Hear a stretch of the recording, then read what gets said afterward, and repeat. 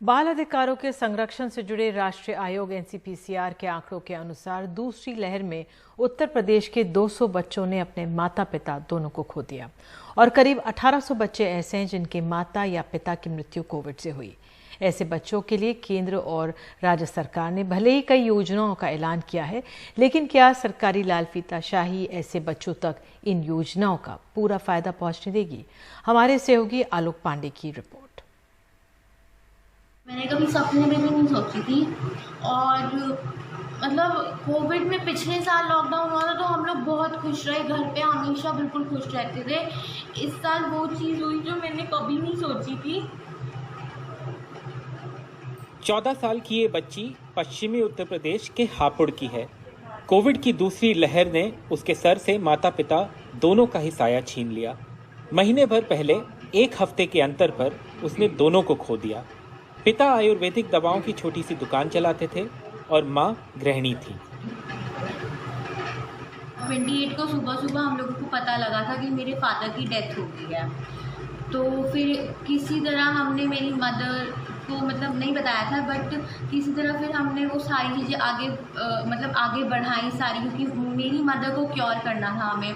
अब सिर्फ मेरी दादी और दादू जी हैं, उनके साथ में रहती हूँ। उनकी भी एज बहुत ज़्यादा है। अब मुझे गवर्नमेंट से बस इतनी फैसिलिटी चाहिए कि गवर्नमेंट मेरी पढ़ाई का खर्चा उठाए। यूपी सरकार के मुताबिक इस बच्ची की ही तरह उत्तर प्रदेश में 200 बच्चे ऐसे हैं जिनके माता पिता दोनों का ही कोविड से निधन हो गया।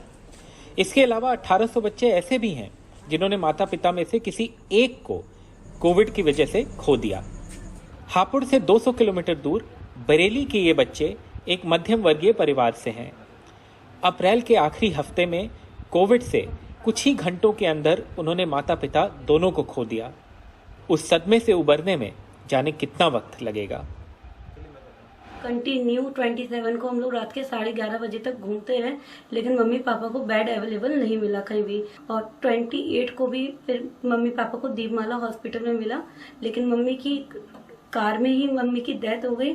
मम्मी को हम लोग नहीं बचा पाए। और पापा का भी 28 की रात को पापा का भी दीपमाला हॉस्पिटल में ही हो गया रात में, उसी सेम डे 11:30 पौने 12 पे पापा को भी नहीं बचा पाया। ये समस्या रूरल यूपी में और गहरी दिखाई देती है, क्योंकि वहाँ पे बहुत सारे केसेस में जो परिवार में खर्चा चलाने के लिए काम करते थे उन लोगों की मौत हो गई है। सरकार ये कह रही है कि मदद करेंगे, लेकिन जो फ्यूचर है ऐसे बच्चों का वो काफ़ी ब्लीक लग रहा है। बरेली से 650 किलोमीटर दूर पूर्वी यूपी के बलिया में इन 4 बच्चों की मां कोविड से चल बसी। वो दैनिक मजदूरी कर घर चलाती थीं। पिता का साया कई साल पहले कैंसर ने छीन लिया था। सबसे बड़ी ये 13 साल की बच्ची है और सबसे छोटा ये 7 साल का लड़का।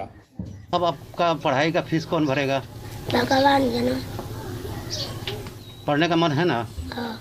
क्या बनना चाहते हैं पढ़ के? पुलिस। दोनों माँ बाप नहीं हैं उनके और कोई लीगल गार्जियन नहीं मिलता है, तो हमारा यहाँ पे शेल्टर होम है और महिला बाल विकास कमेटी, चाइल्ड वेलफेयर कमेटी के समक्ष हम उनको प्रस्तुत करके और उनको शेल्टर होम में रखवाएंगे। और 18 साल तक ये प्रावधान है। बलिया से 450 किलोमीटर दूर चित्रकूट में 70 साल की इस बुजुर्ग की चिंता ये है कि उसके नाती नातिन की देखभाल अब कैसे होगी। नाती 9 साल का और नातिन 6 साल की है। दैनिक मजदूरी करने वाली उनकी मां कोविड से चल बसी। पिता हैं तो, लेकिन मध्य प्रदेश में रहते हैं और पहले ही अलग हो चुके हैं। पिता आप क्या करत हैं? नहीं, क्या कहते हैं लेने के लिए? क्या नहीं आ रहे हैं, कोई पता नहीं है। मतलब बच्चों की सुध नहीं ले रहे हैं क्या? हाँ, न कोई फोन करते हैं, न कोई आते हैं, न कोई बातचीत है। कोविड से अनाथ हुए बच्चों की देखभाल और पढ़ाई के लिए प्रधानमंत्री मोदी और यूपी की योगी सरकार दोनों ने योजनाओं का ऐलान किया है।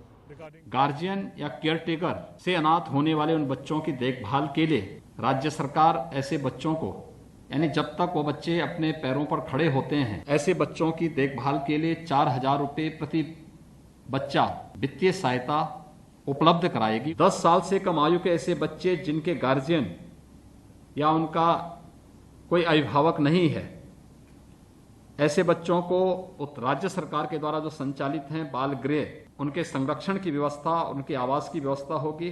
उत्तर प्रदेश और केंद्रीय सरकार को शायद ये भी करना पड़ेगा कि ये जो कोविड ऑर्फन्स हैं भारत में या उत्तर प्रदेश में, उनकी कंटिन्यूस ट्रैकिंग हो, जिससे कि सरकारी स्कीम्स जो उनके लिए अनाउंस की गई हैं उन तक पहुंच पाएँ और साथ ही उनके जो ट्रॉमा इश्यूज़ हैं वो भी एड्रेस हो पाएँ।